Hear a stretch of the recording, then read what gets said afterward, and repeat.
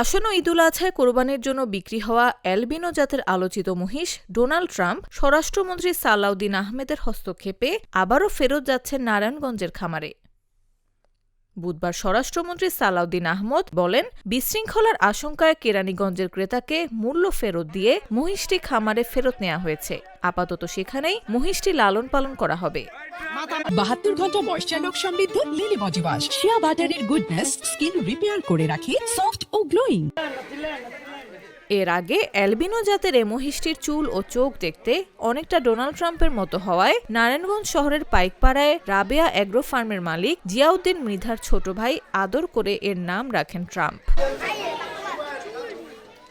অদ্ভুত নামের জন্য মুহূর্তেই ভাইরাল হয়ে যায় এই বিরল অ্যালবিনো জাতের মহিষটি।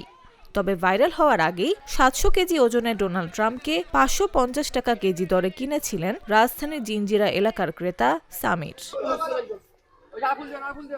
এরপর মহিষটিকে দেখতে শিশু, কিশোর, যুবকরাই নন, অনেক নারীরাও এসেছিলেন। বরিশাল, কুমিল্লা সহ দূরবর্তী জেলা থেকেও এসেছিল। অনেকে কিনতে না পেরে হতাশাও ব্যক্ত করেন সে সময়। এমনকি আন্তর্জাতিকভাবেও আকর্ষণের কেন্দ্রবিন্দুতে পরিণত হয়েছিল মহিষ ডোনাল্ড ট্রাম্প। এএফপি থেকে রয়টার্স প্রায় সকল আন্তর্জাতিক গণমাধ্যমেই জায়গা পেয়েছে এই ভাইরাল মহিষটি।